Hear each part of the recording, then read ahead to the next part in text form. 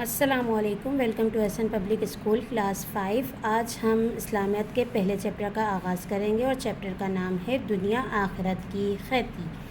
آخرت، اللہ تعالیٰ نے انسان کو دنیا میں تھوڑے وقت کے لیے بھیجا ہے۔ انسان کو اس لیے بھیجا گیا ہے کہ وہ اللہ تعالیٰ کی بندگی کرے تاکہ وہ اس کا اچھا بدلہ حاصل کرے۔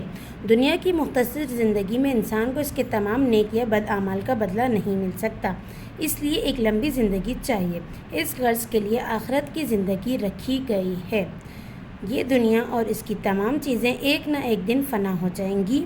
انسان بھی اس کائنات کی ایک جز ہے، اس لیے اس کو بھی موت آئے گی اور وہ فنا ہو جائے گا۔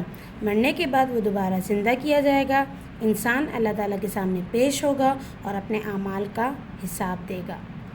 آخرت یعنی کہ جو ہم مرنے کے بعد جو ہمارا دن آئے گا، قیامت کے دن جو ہوگا، اسے آخرت کہتے ہیں۔ دنیا آخرت کی کھیتی، یہ دنیا آخرت کی کھیتی ہے۔ جس طرح کسان کھیتی میں بیج بوتا ہے، مناسب وقت پر اسے پانی دیتا ہے، کھاد ڈالتا ہے اور کیڑے مکوڑوں سے حفاظت کرتا ہے تو اس کی فصل اچھی ہوتی ہے اور اس سے وہ خوب فائدہ اٹھاتا ہے۔ اس طرح اگر انسان دنیا کی اس مختصر زندگی میں اچھے کام کرے گا تو آخرت میں اس کا اچھا بدلہ اور بہتر پھل پائے گا، لیکن اگر اس نے برے کام کیے تو آخرت میں اس کی سزا بھگتے گا۔ دنیا کے اندر انسان جو کچھ کر رہا ہے اس کا مکمل ریکارڈ محفوظ کیا جا رہا ہے۔ وہ نماز پڑھ رہا ہو، زکوٰۃ ادا کر رہا ہو، کسی کے ساتھ اچھا سلوک کر رہا ہو، یہاں تک کہ ہاتھوں کی حرکت، آنکھ کے اشارے اور دل کے اچھے یا برے خیالات، یہ سارے کے سارے لکھے جا رہے ہیں۔ یہ کام اللہ کے خاص فرشتے کرامن کاتبین سر انجام دے رہے ہیں۔ کرامن کاتبین جو ہوتے ہیں بیٹا، وہ ہمارے تمام اعمال کو لکھتے ہیں۔ آپ نے سنا ہو کہ ہمارے کندھے پر جو ہے وہ 2 فرشتے ہوتے ہیں، سیدھے ہاتھ پر سیدھا فرشتہ، الٹے ہاتھ پر جو ہے وہ دوسرا فرشتہ ہوتا ہے۔ جب ہم کوئی اچھا کام کرتے ہیں تو وہ سیدھے ہاتھ والا فرشتہ ہمارا لکھتا رہتا ہے، اور جب ہم کوئی برا کام کرتے ہیں تو وہ الٹے ہاتھ والا جو فرشتے ہیں وہ لکھتے رہتے ہیں، ٹھیک ہے؟ تو انہیں کرامن کاتبین کہتے ہیں۔ آخرت میں انسان کے تمام اعمال تو لے جائیں گے۔ جس انسان کے اچھے اعمال زیادہ ہوں گے اسے جنت میں داخل کیا جائے گا۔ اس کے برعکس جس انسان کے بد اعمال زیادہ ہوں گے وہ دوزخ میں ڈال دیا جائے گا۔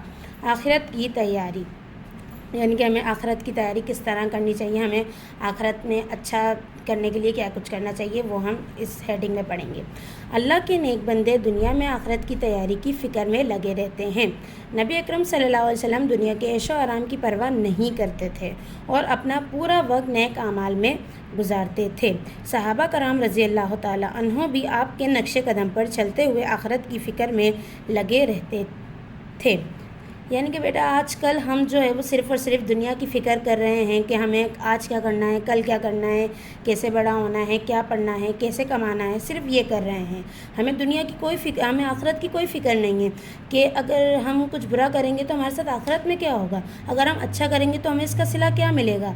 ہم یہ نہیں سوچتے، ہم صرف دنیا کے بارے میں سوچتے ہیں، جبکہ ہمارے پیارے آقا حضرت محمد مصطفیٰ صلی اللہ علیہ وسلم اور تمام صحابہ کرام آخرت کے بارے میں سوچتے تھے، اور ہمیں سوچنا بھی اسی کے بارے میں چاہیے، کیونکہ یہ دنیا تو فانی ہے، یہ ایک دن ختم ہو جانی ہے، اصل دنیا تو آخرت ہے۔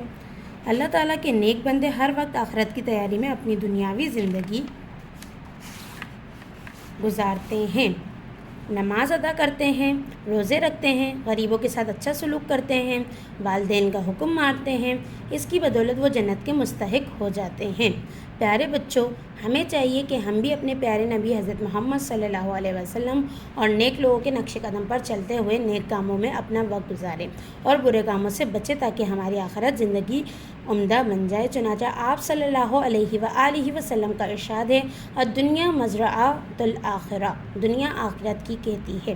اچھا بچوں، یہ جو چیپٹر ہم نے پڑھا ہے اس میں باتیں بہت سی بتائی گئی ہیں کہ جیسے ہمیں نیک کام کرنے چاہیے اور ہمیں آخرت کے بارے میں سوچنا چاہیے۔ اس کا ہرگز یہ مطلب نہیں کہ ہم صرف عبادت میں ہی رہیں، کیونکہ آپ صلی اللہ علیہ وسلم نے بھی فرمایا تھا کہ آپ لوگ عبادت بھی کریں لیکن ساتھ آپ اپنی دنیا کو، اپنی زندگی کو ساتھ لے کر چلیں۔ یعنی اگر ہم دنیا کی زندگی بھی گزار رہے ہیں تو اس میں ہم یہ کوشش کرتے رہیں کہ اس میں ہم سے کوئی گناہ نہ ہو، اس کا مطلب یہ نہیں کہ ہم مصلی بچھا کے 5 وقت کی نمازیں پڑھتے رہیں، ہر وقت مصلی پہ بیٹھے رہیں، نہیں. اگر ہم کوئی دنیاوی کام بھی کر رہے ہیں تو اس میں یہ خیال رکھیں کہ ہم سے کوئی گناہ نہ ہو، ہم سے کسی کا دل نہ دکھے.